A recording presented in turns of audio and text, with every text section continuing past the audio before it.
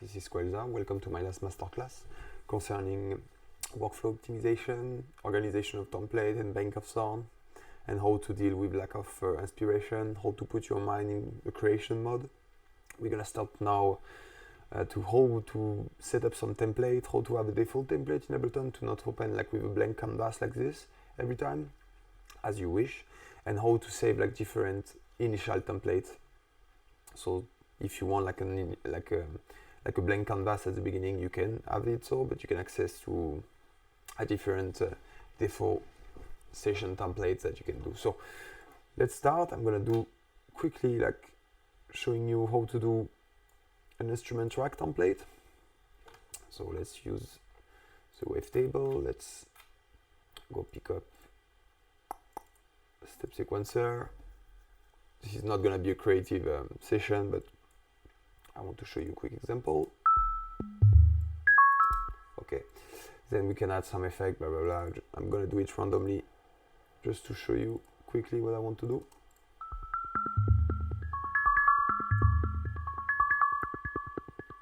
All right, let's say, yeah, another grain delay, I don't know.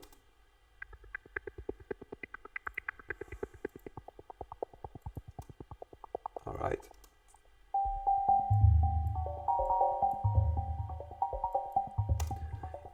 All right, so you can do so more complex, of course, but let's say now in a track situation, you do a specific synthesizer that you really like, and with this specific effect, and you want to reuse it later on in the future.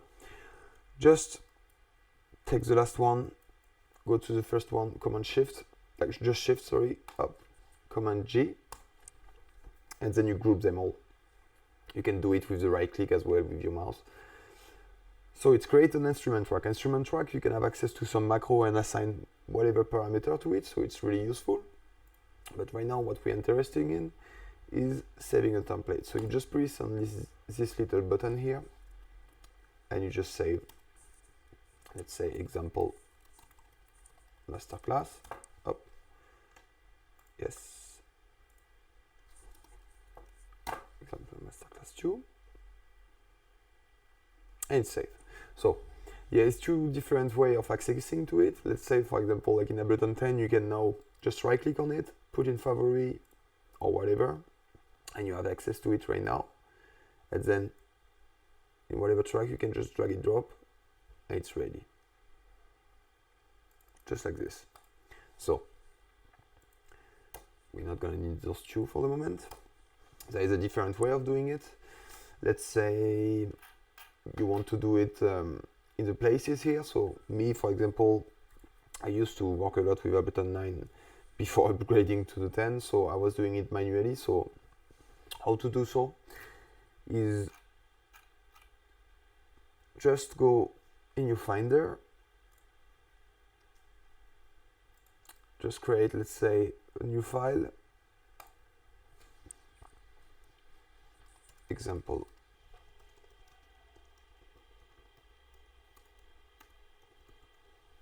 Right, then you go back to Ableton, and here you get add files, and you can just press it.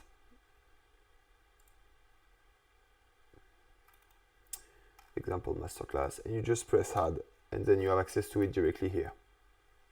So this part is really useful if you want to do it with some baseline, and so this is like all the baselines that I saved as well, that I show you like in previous video why I'm doing so. So once you get like all this template here, you can basically create yourself what I call like the default template.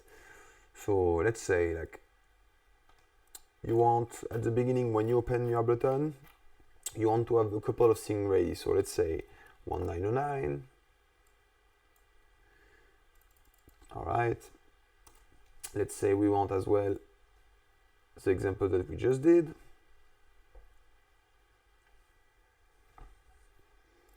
I'm gonna call it synth, and let's say you want, I don't know, some random drums. Let's use some delay. Yes, let's use some South Brazil. Alright, some sample of shaker here, and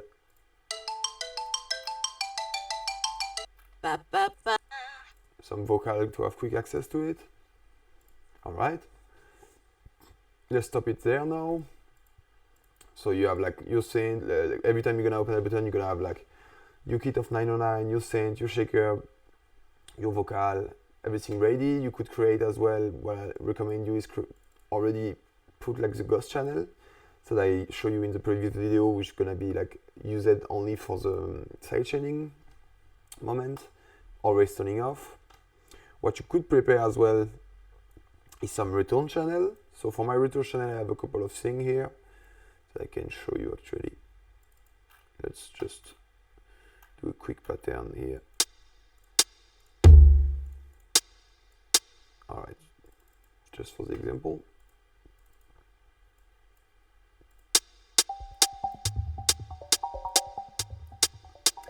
So, I created a different of return channels. This one is basically a really heavy reverbs with a sidechain compression on the ghost channel and very high EQ to keep only this noisy part. So I'm going to show you. Without the EQ,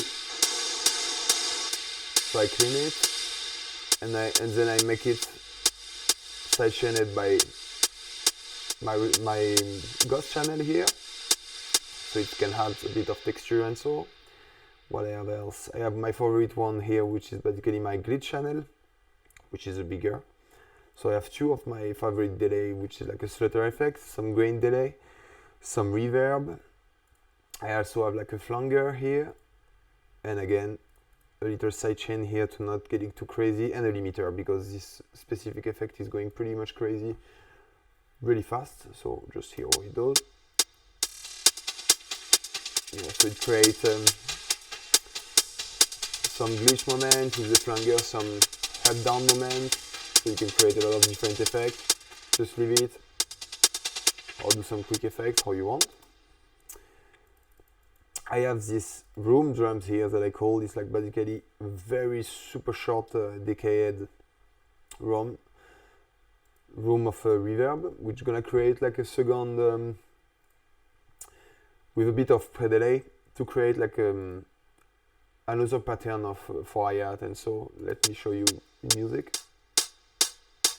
with a bit of stereo movement. Yeah, so it's create just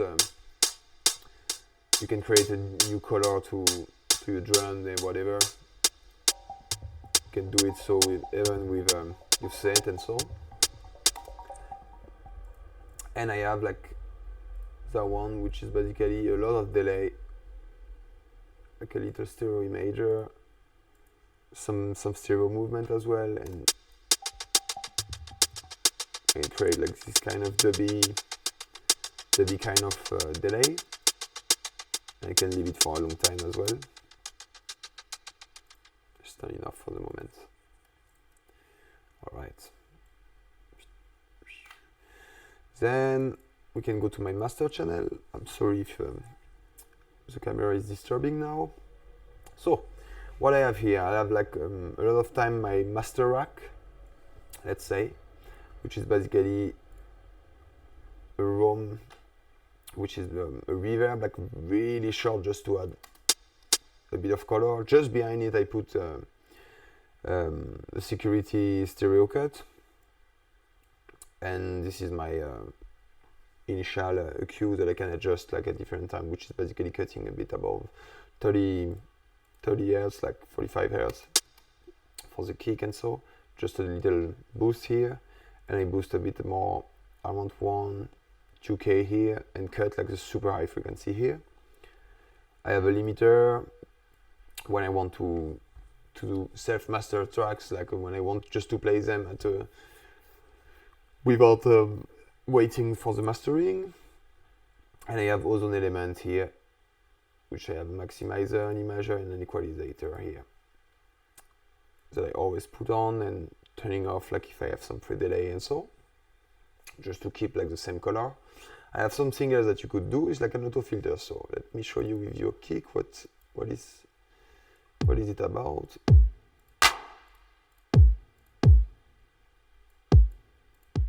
All right, let's do just a quick pattern.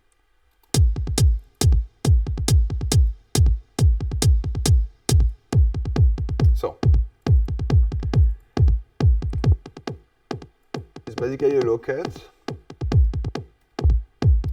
I'm going to show you how I assign it to my keyboard. So it's pretty simple. You press on key here, then you go and you press here, and you just press, let's say, for me it's the letter A on my keyboard. I press A, I will put this, and every time I'm going to press A, it's going to turning on and off the auto filter, so I can do like some quick. If I want to play around, it's pretty useful.